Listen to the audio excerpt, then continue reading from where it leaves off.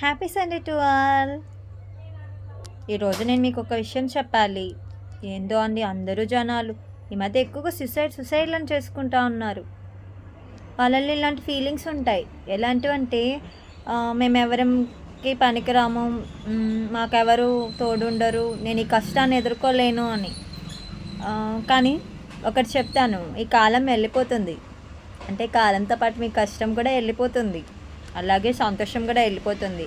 బాధైనా సంతోషమైన కాలంలో కలిసిపోతుంది. కాబట్టి కొంచెం ఓపికగా ఉండండి.